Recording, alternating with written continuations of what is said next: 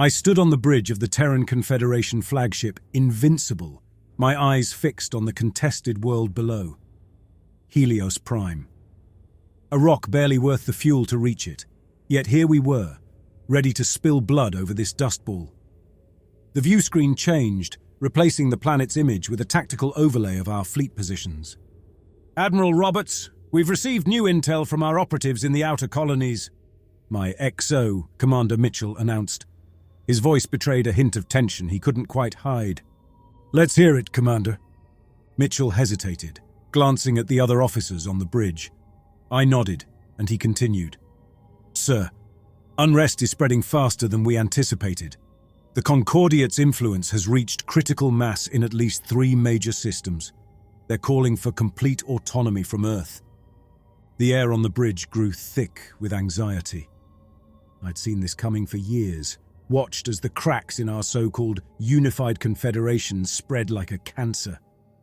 Now it seemed we were reaching the breaking point. "Gather the senior staff in the war room," I ordered. "We need to assess our options." Minutes later, I stood at the head of a table surrounded by the men I'd trust with my life and the lives of every soul in the Confederation. The holodisplay showed real-time data streams from across human space. Colonel Allen, my head of ground operations, spoke first.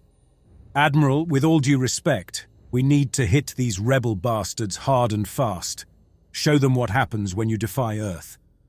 I saw a few nods of agreement, but Captain Pierce, our chief of logistics, shook his head. "And then what? We can't garrison every world. We don't have the manpower or the resources." "So we make an example," Allen pressed. "One world, burn it to the ground if we have to." The room erupted into heated debate. I let it continue for a moment, studying each man's face, gauging their true feelings beneath the bluster and bravado. "Enough," I said quietly.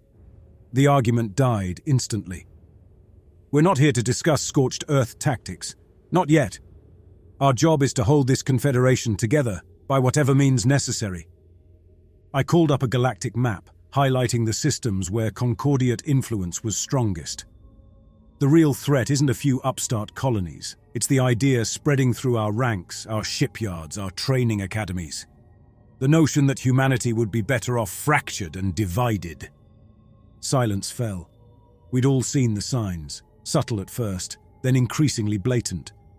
Cadets questioning orders, supply officers misplacing shipments bound for loyal worlds. Even here on my own flagship, I couldn't be certain where every man's true loyalty lay. "Sir," Mitchell ventured, "what are your orders?" I zoomed the map in on Helios Prime. "We hold the line here. Show the colonies that Earth's reach hasn't weakened. But we do it clean. No atrocities, no civilian casualties if we can help it. We can't give the Concordiate more propaganda fuel." As the staff filed out, I held Mitchell back. "Commander, I need you to compile dossiers on every officer from lieutenant and up. Service records, family ties, political leanings, anything that might indicate Concordiate sympathies." Mitchell's eyes widened slightly, but he nodded. "Understood, sir. And if we find compromised individuals, we deal with it quietly," I said. "Reassignments, administrative leave. We can't risk a purge." Left alone, I turned back to the viewport, watching Helios Prime's slow rotation. 30 years I'd given to the Confederation Navy, fought in a dozen border skirmishes, put down 2 major rebellions. I'd always believed in the dream of a unified humanity reaching for the stars. Now that dream was unraveling before my eyes. And for the first time in my career, I wasn't sure if we were on the right side of history. A priority alert chimed, pulling me from my thoughts. A transmission from Fleet Intelligence, classified eyes only. I entered my decryption key, and the message materialized. Unknown signal detected. Deep space origin. Possible first contact scenario. Orders. Investigate with extreme caution. I read it twice, feeling a rush of thoughts. First contact, after centuries of searching, hoping, and fearing. And it had to happen now, with humanity on the brink of tearing itself apart. I keyed the intercom. "Mitchell, set course for Earth. Emergency Council meeting."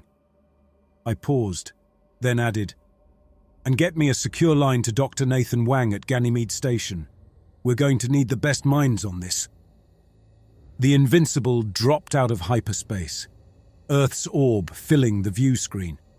Once, the sight filled me with pride.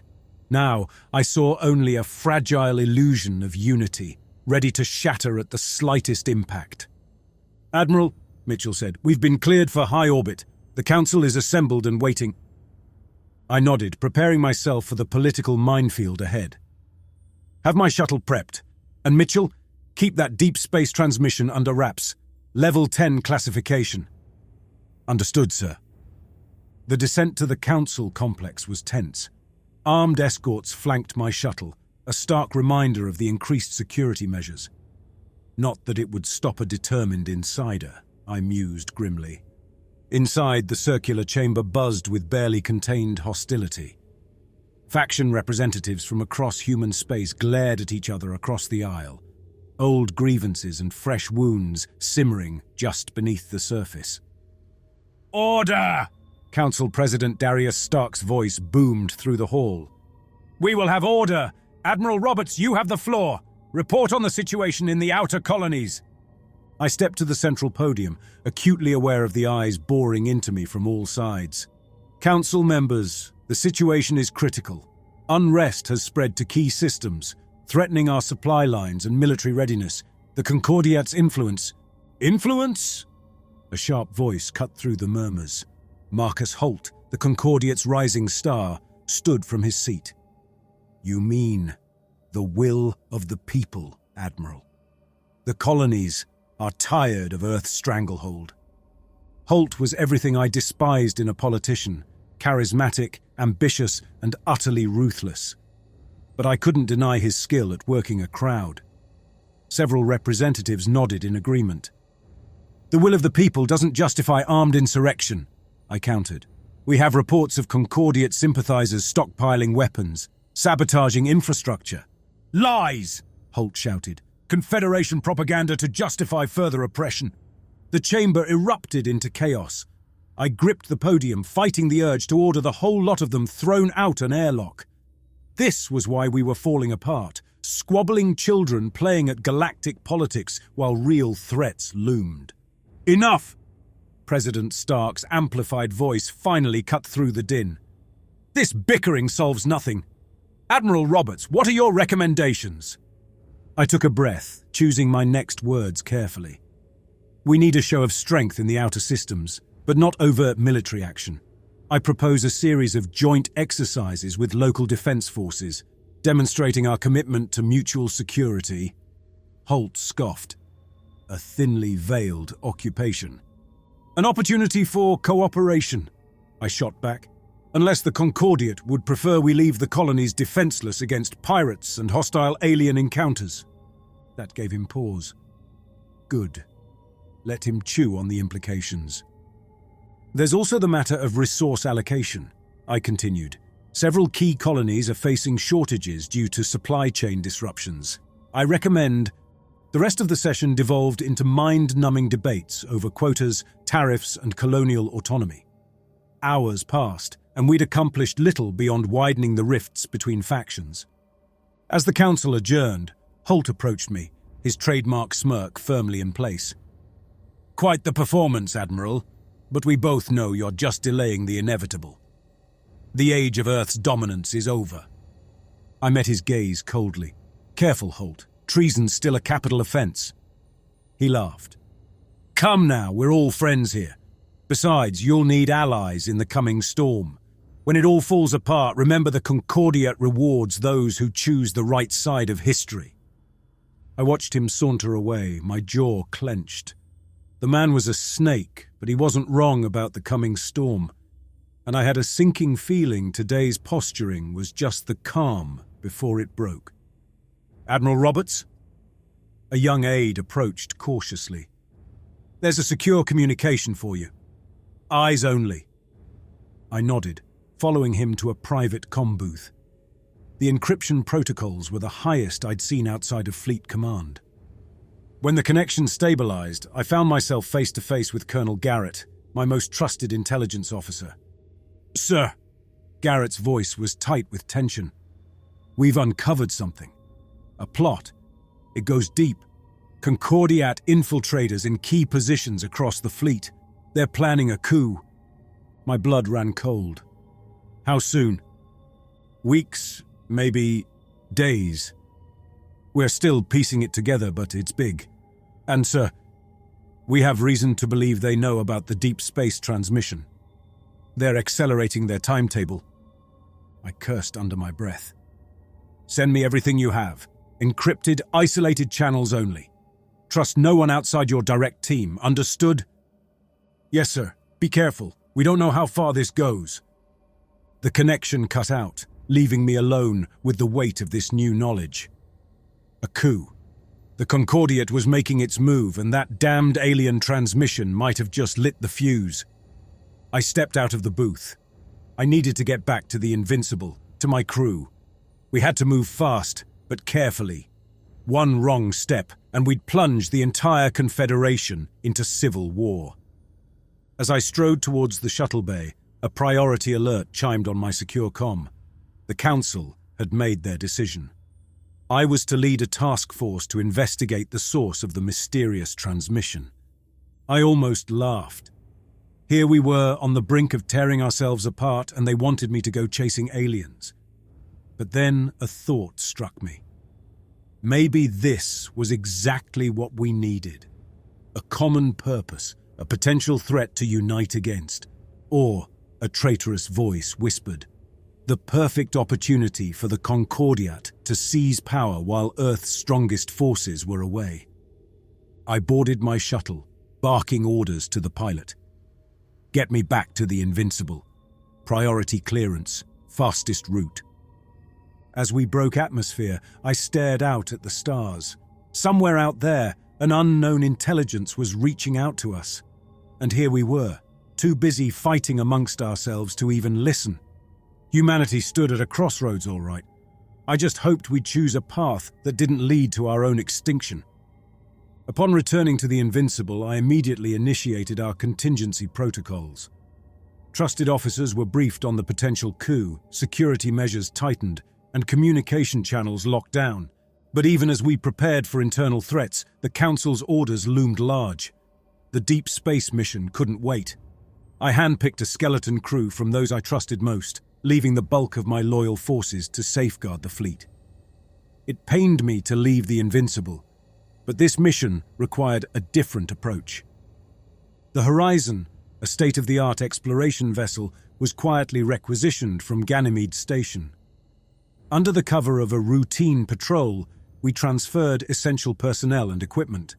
Dr. Nathan Wang, the brilliant but politically ambiguous scientist, joined us at the last moment. His expertise would be crucial, but I made a mental note to keep a close eye on him. The Horizon hummed with quiet tension as we prepared to depart. I stood in the command center, surrounded by holographic displays showing the final system checks and crew manifests. This wasn't the Invincible. The exploration vessel was built for speed and stealth rather than brute force. Admiral? A crisp voice cut through my thoughts. Final preparations are complete. We're ready to break orbit on your command. I turned to face Dr. Nathan Wang, our chief science officer. Brilliant mind, but I could see the excitement barely contained behind his professional demeanor. He was here for the discovery, the unknown. I envied him that simplicity of purpose. Very good, Doctor. And our special equipment? Wang nodded, lowering his voice. The prototype quantum entanglement communicator is online. If it works, we'll have near instantaneous contact with Earth, regardless of distance. A vital lifeline, given what we might be walking into. Let's hope we don't need it. Commence launch sequence. As the Horizon broke free of Earth's gravity well, I retreated to my private quarters. The weight of our mission pressed down on me, along with the knowledge of what I was leaving behind. The Confederation teetering on the brink of civil war. Concordiat infiltrators in positions of power ready to strike. And here I was, chasing whispers from the void. I called up a secure data feed, scanning through Colonel Garrett's latest intelligence reports. Names, dates, fragments of intercepted communications, a web of conspiracy that reached further than I'd feared.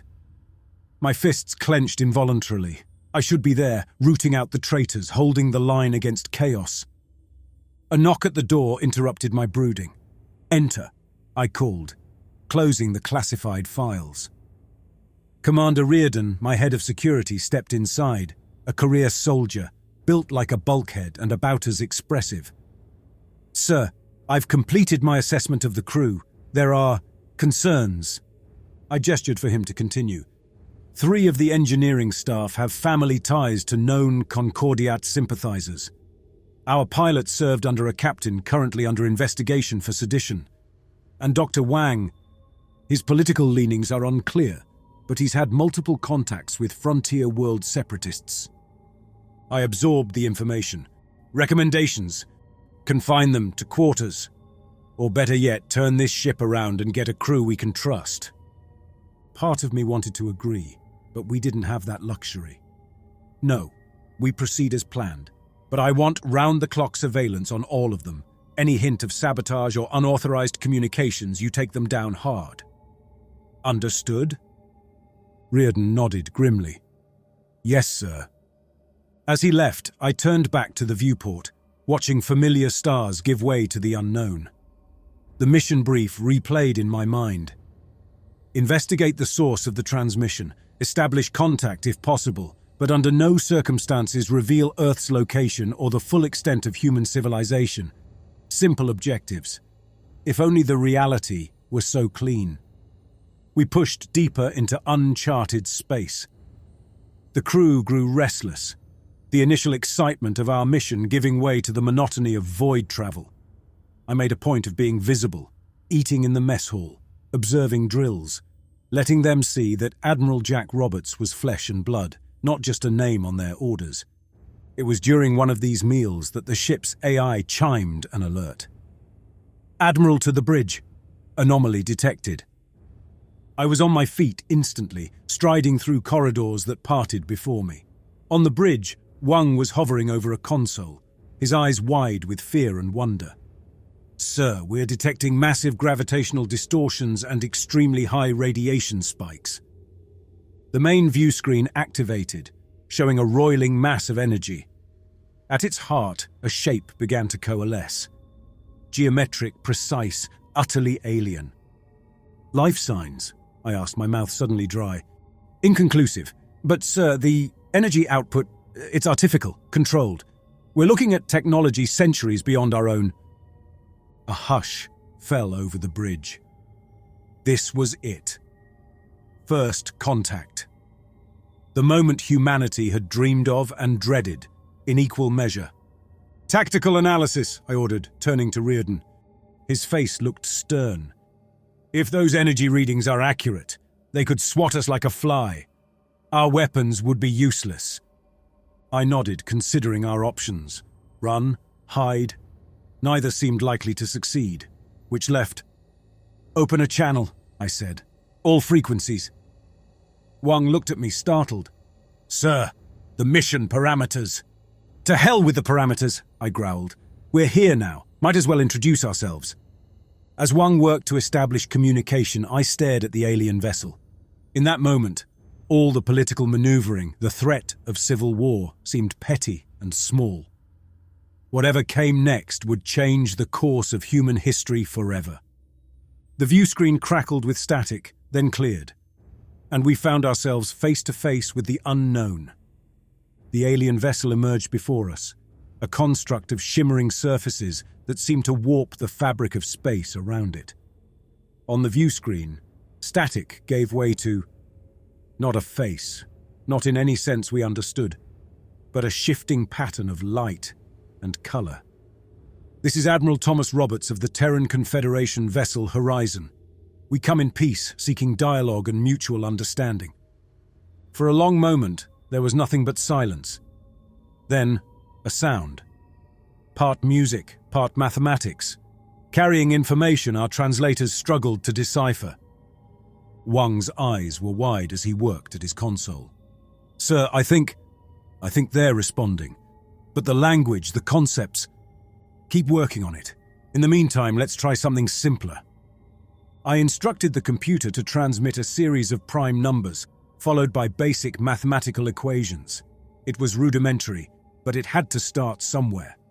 The response came almost instantly, a cascade of complex formulae that left Wang gasping in awe. "Admiral, they've just solved problems that have stumped our best minds for centuries.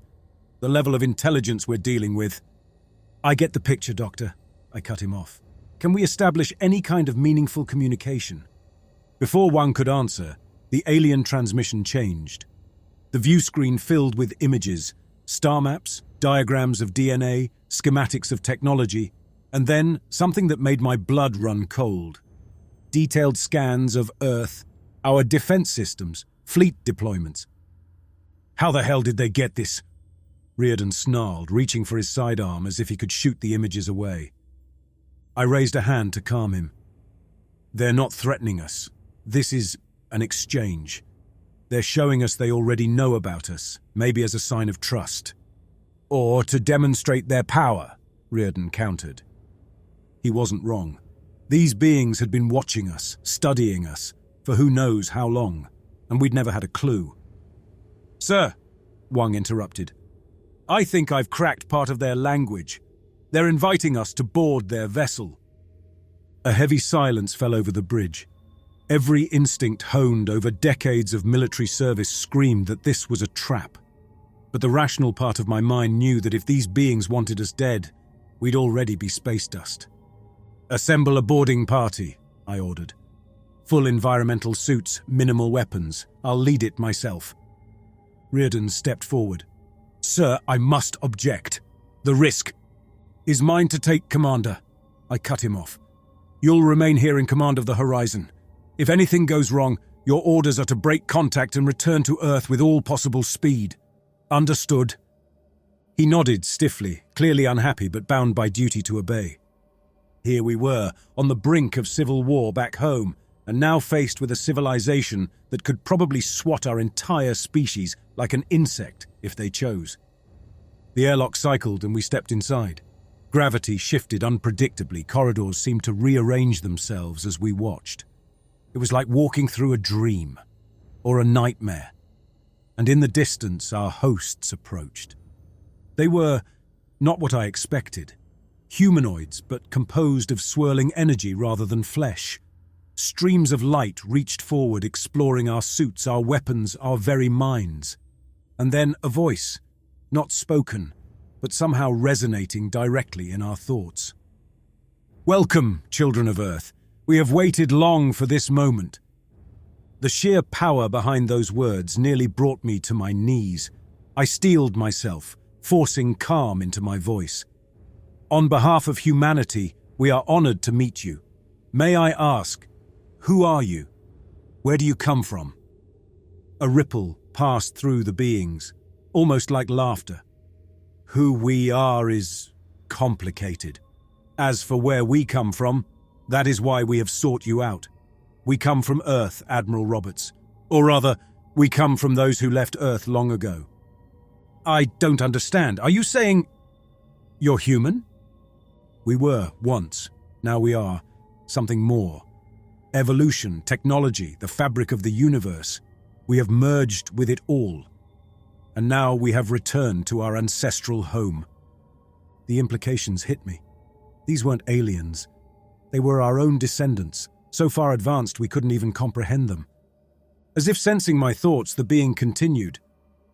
"We have watched your civilization grow, seen its triumphs and its failures. Now you stand at a crossroads. Civil war looms, extinction threatens. We have returned to offer a choice." I found my voice again. "What kind of choice?" "Join us. Let us guide you to your true potential. Or remain as you are and face the consequences of your divisions." Even as I grappled with the magnitude of it all, a part of me couldn't help but wonder, was this truly a choice? Or had these beings already decided our fate long ago? The journey back to Earth was tense, the Horizon's corridors thick with questions and fear. I'd ordered a communications blackout, save for the quantum entanglement link to Fleet Command. The news we carried was too explosive, too world-shattering to risk interception. In my quarters, I stared at the secure terminal, composing and recomposing my report. How do you tell humanity that its long-lost children have returned, evolved beyond recognition? That they offer salvation or judgment, with no middle ground? A chime at the door broke my concentration. Dr. Wang stepped inside, his usually composed demeanor cracked by excitement. "Admiral, I've been analyzing the data we gathered from the beings. It's incredible. Their genetic structure. There are markers, fragments that are undeniably human." "You're certain?" "Without a doubt, sir, they weren't lying. These are our descendants." I dismissed Wang and turned back to the viewport, watching the blur of hyperspace. We were carrying the match that could ignite a powder keg of panic, religious fervor, and political upheaval. And I had to decide how to strike it. As we dropped out of hyperspace near Earth, a barrage of transmissions flooded our systems. News of alien contact had leaked somehow, spreading across the colonies. The Confederation was in chaos. "Sir," Commander Reardon's voice came over the intercom. "We're picking up multiple unidentified vessels on an intercept course. Energy signatures match Concordia technology." Of course they'd make their move now. The bridge was teeming with movement as I arrived. Tactical displays showed a gauntlet of hostile ships between us and Earth, but it was the planet itself that drew my attention. Flashes of weapons fire lit up the orbital platforms. The coup had begun. "Orders, sir?" Reardon asked, his hand hovering over the weapons controls. We were outgunned and outnumbered, but the information we carried could change everything. "Plot a course through their formation.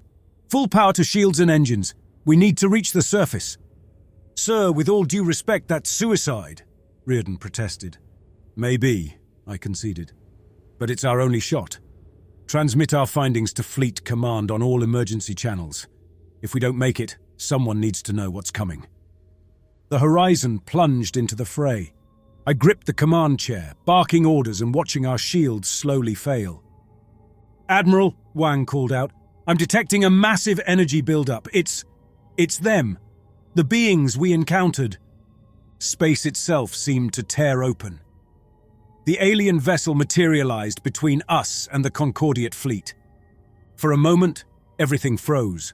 Then, a pulse of energy rippled out from the alien ship. Concordiate vessels went dark, their systems overloaded by technology centuries beyond our own. "They're hailing us," Wang reported. The view screen came to life, showing the swirling, ethereal form of the being we'd come to know as their leader. Its thoughts resonated in our minds once more. "We have observed your conflict. It is disappointing, but not unexpected. There are threats in this galaxy greater than your petty squabbles. Without unity, without our guidance, you will fall before them." The being's form shifted, and suddenly the view screen was filled with visions of horror. Vast fleets of biomechanical monstrosities, worlds consumed by living darkness, civilizations wiped from existence in the blink of an eye. "This is what awaits you," the being continued. "We have held them at bay, but our resources are not limitless." As the visions faded, I found myself shaken to my core. I turned to my crew, seeing the same terror on their faces. "What's it going to be, Admiral?"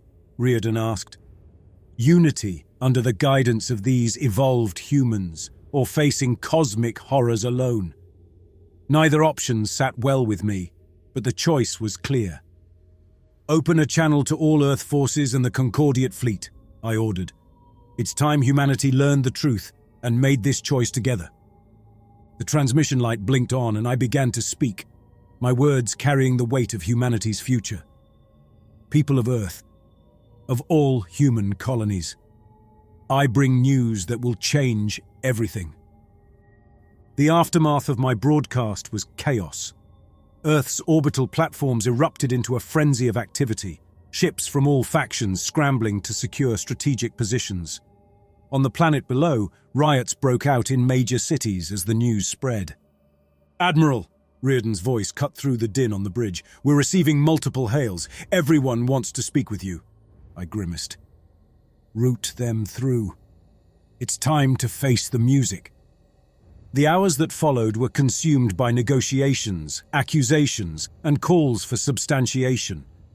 I presented our findings, the data we'd gathered, the warnings of cosmic threats.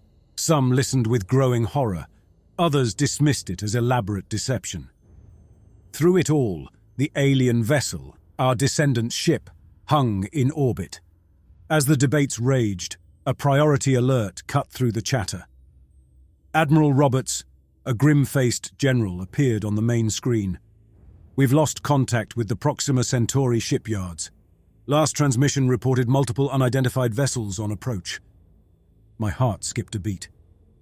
The threat they warned us about? It's already here. Decision time. I opened a channel to the alien vessel. We need your help. Earth is willing to unite under your guidance. The response was immediate. A shimmer of energy, and suddenly one of the ethereal beings stood on our bridge. You have chosen wisely, the being's thoughts resonated in our minds. But know this, our help comes at a price. Your civilization must evolve, change in ways you may find uncomfortable. We'll cross that bridge when we come to it. Right now, we need to defend our people. The being's form rippled, almost like a nod. Very well. We will share some of our technology, but the fight must be yours. We cannot simply solve your problems for you. Over the next hours, schematics for advanced weapon systems and shield generators flooded our databases. Scientists and engineers across human space worked to implement what they could. Meanwhile, I coordinated our defenses. Old enemies became uneasy allies as the full scope of the threat became clear. The Concordiate's coup attempt was forgotten for now, in the face of extinction. Sir, Wang interrupted. Long-range scans are picking up the enemy fleet. It's massive, thousands of ships. I studied the tactical display. Even with our new tech, we were outnumbered, but we had one advantage: home ground. Order all civilian ships to evacuate endangered systems, I commanded. Concentrate our forces around key strategic points. We can't win a war of attrition, but we can make them bleed for every inch. As our fleets mobilized, I found myself in my quarters, staring at an old holophoto. My family, long gone now. I wondered what they would think of the choices I'd made, the alliances I'd forged. A chime at the door interrupted my musings. Marcus Holt, the Concordiate leader, stood there, flanked by guards. Roberts, he spat, I hope you know what you're doing, binding us to these things. We don't know their true agenda. And I hope you realize the magnitude of what we're facing. Your petty power plays end now, Holt. We stand together, or we fall alone. For a moment, I thought he might try something foolish. Then his shoulders sagged, the fight going out of him. What do you need from us? Everything, I said simply. Every ship, every soldier, every scrap of resources, and a promise. When this is over, if we survive, we rebuild our civilization together. No more factions, no more divided loyalties. Holt nodded slowly. You have my word. For whatever that's worth now. As he left, I turned back to the viewport. In the distance, I could see the first flashes of weapons fire. The enemy had arrived. I straightened my uniform and headed for the bridge. All hands, I called over the ship-wide comm. Battle stations. This is not a drill. Let's show these bastards what humanity can do. The void erupted with hellish light as the enemy fleet tore through the fabric of space. Our long-range sensors overloaded, struggling to process the sheer magnitude of the invasion force. Thousands of ships, each larger than our biggest dreadnoughts, swarmed into the system like a plague of mechanical locusts. My God, Wang whispered, his face ashen as he stared at the tactical display. There's no end to them. I gripped the command chair. Steady, Doctor. This is what we've prepared for. But even as I spoke, Doubt gnawed at my gut. We'd implemented what we could of the Ascendancy's advanced tech, but it felt like trying to upgrade a rowboat into a starship. Too much, too fast, with too little understanding. "Admiral," Reardon's voice cut through my thoughts. "The lunar defense grid is online. Mars colonies report full mobilization. Earth's orbital platforms are at maximum readiness. Patch me through to all commands." The comm activated, and I addressed the combined forces of humanity. Former enemies now stood shoulder to shoulder, united by the threat of extinction. "This is Admiral Roberts. The enemy is at our doorstep. Everything we've fought for, everything we've built, it all comes down to this moment. Stand fast, hold the line. Humanity will not go quietly into the night." As I finished, Wang called out, "Sir, we're detecting massive energy buildups within the enemy fleet. They're preparing to fire. All ships, evasive maneuvers. Activate Ascendancy shields." The view outside shimmered as reality itself warped around our vessels. The enemy's opening salvo struck with apocalyptic force. Entire squadrons of our outlying defense ships vanished in the blink of an eye. "Return fire!" I ordered. "All batteries! Give them hell!" Our own weapons lashed out, coherent beams of exotic particles, warheads that distorted local spacetime. But it wasn't enough, not nearly enough. "Admiral," a grim voice cut through the chaos. Marcus Holt's face appeared on a secondary screen. "We need to talk. Now." "Kind of busy here, Holt. This can't wait. Meet me on the secure channel." 5 minutes later, I stood in my private quarters facing a holographic Holt. His eyes darted nervously, a far cry from his usual swagger. "Roberts," he began, "we need to consider our options. This is madness. We can't win." I felt my jaw clench. "What are you suggesting, Holt? Surrender?" He spread his hands. "Think about it. If we submit willingly, maybe they'll spare us, assimilate us peacefully. It's better than extinction." For a moment I was too stunned to speak. Then anger surged through me. "You spineless bastard! After everything we've sacrificed..." "Sacrificed," Holt spat. "You're the one who made a deal with those things. The Ascendancy. How do we know they're not working with the invaders? This could all be an elaborate trap." Before I could retort, an Ascendancy being materialized in front of me. "We have observed your debate." Its thoughts resonated in our minds. "It is disappointing." Holt stepped back, his hologram shimmering. "What is the meaning of this, Roberts? Have you betrayed us to them completely?" The Ascendancy being ignored him, focusing its attention on me. "Admiral, the time for half measures has passed. The enemy you face is not merely an invading force. It is a galactic plague, a swarm intelligence that consumes all in its path. Entire civilizations have fallen before it. We hoped you would unite on your own, that the threat alone would be enough." Wang's voice came over the intercom. "Admiral to the bridge. Enemy forces have breached the lunar perimeter." I turned back to Holt's hologram, seeing the fear and desperate calculation in his eyes. "We'll finish this later," I growled. "Right now, we have a war to win." As I strode towards the bridge, the Ascendancy being fell into step beside me. "You must choose, Admiral. Fully embrace our technology, our guidance, or face annihilation." I didn't break stride. "And if we do embrace it, what's the cost?" "Evolution," it replied simply. "Change beyond anything you can imagine. Your civilization as you know it will cease to exist." The bridge doors hissed open, revealing a tactical display awash in red. Earth's defenders were falling back on all fronts, and at the edges of the system more enemy ships poured through the breach in spacetime. Subjugation to the Ascendancy or annihilation by the swarm. Or maybe a third option we hadn't seen yet. "Get me a secure line to all command centers," I ordered, "and prep my shuttle. I'm heading to the front lines." The shuttle bucked violently as we punched through the rubble field that was once Earth's primary defense grid. Through the view screen, I watched the impossible unfold. our home system transformed into an apocalyptic tableau of fire and twisted metal. "Status report!" I barked into the comm as we dodged a chunk of what used to be a Martian orbital platform. "Luna's fallen, sir. Mars is holding barely. Earth, it's chaos down there. Ground battles in every major city. And the Ascendancy reinforcements? Engaging the enemy's left flank. They're tearing holes in space itself." A blinding flash lit up the void. An Ascendancy cruiser had just collapsed an entire enemy battle group into a singularity. The display of power was awe-inspiring and terrifying in equal measure.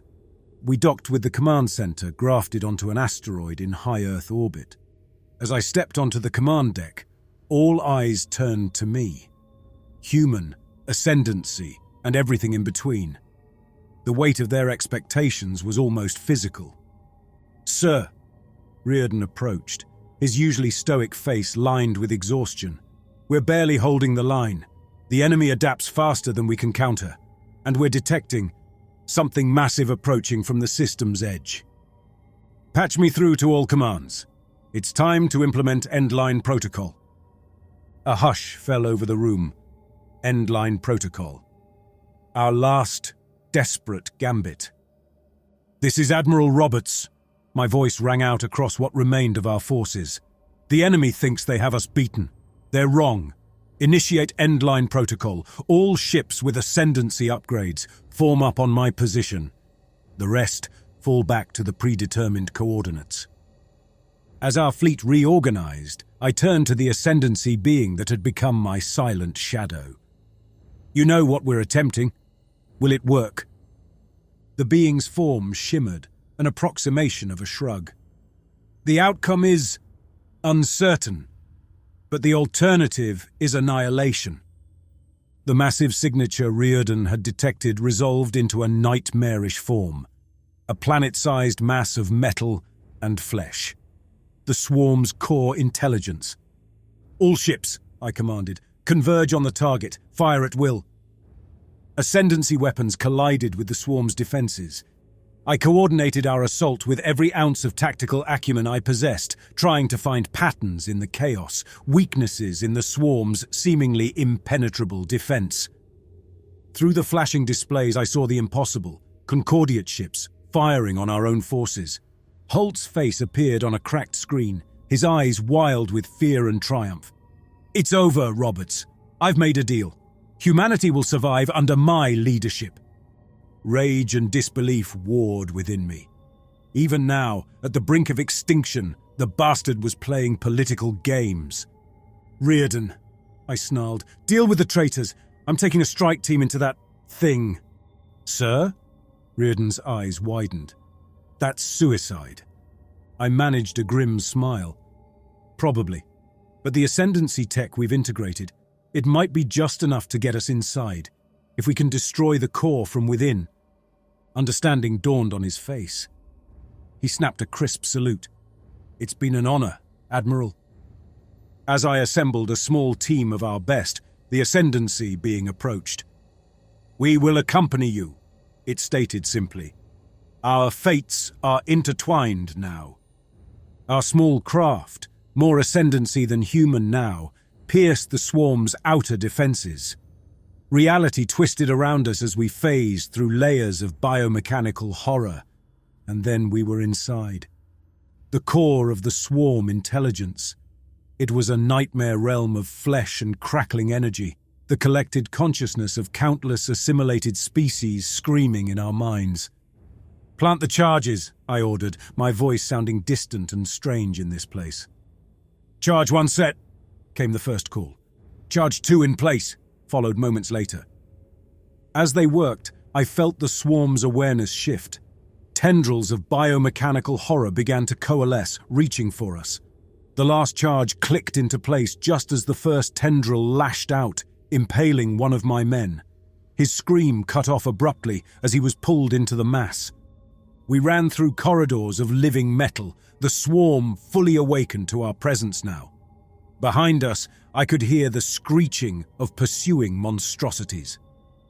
We burst into the hangar where our ship waited, engines already spooling up. The hatch sealed behind us as we threw ourselves into acceleration. The explosion ripped through the swarm's core just as we punched through its outer defenses. The shockwave caught us, sending our small craft tumbling end over end. When my vision cleared, I was treated to a sight I'll never forget. The swarm mothership, that planet-sized horror, was tearing itself apart. Without its central intelligence, the countless ships and creatures that made up its mass were falling into chaos. "All ships, this is Admiral Roberts," I called over the fleet-wide channel.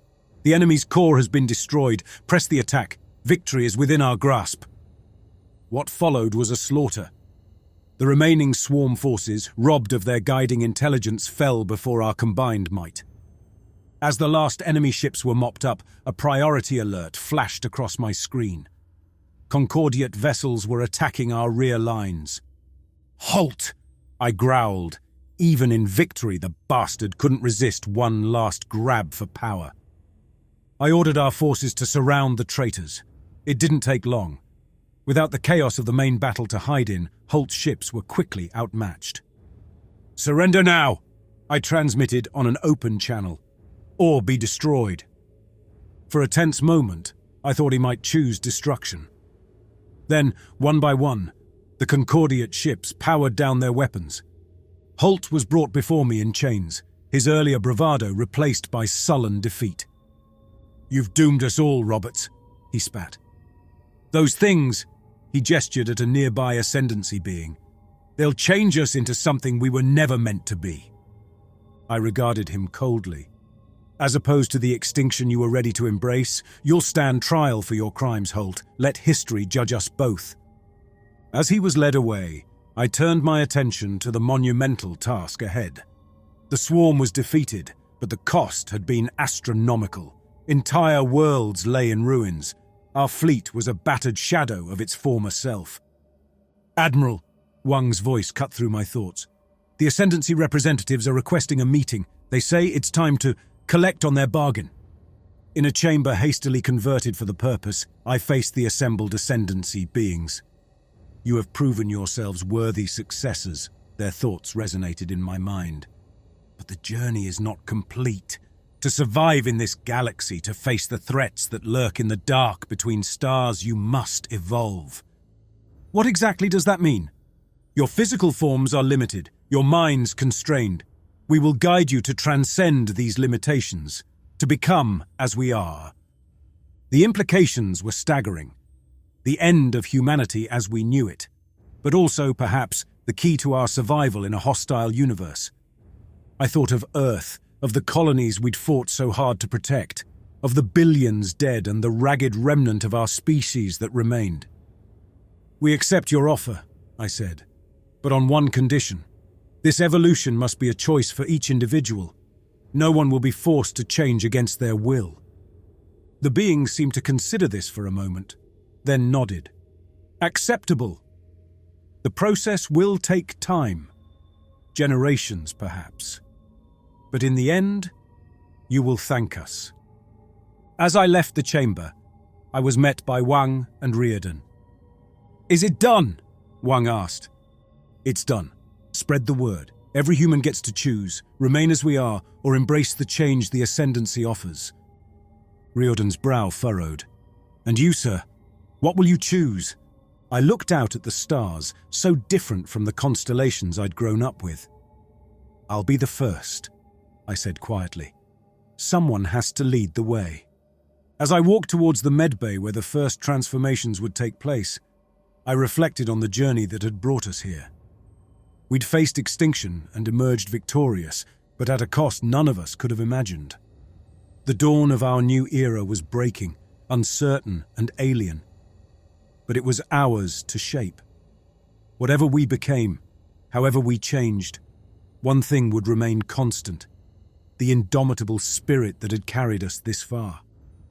I took a deep breath and stepped through the door, ready to face our uncertain future.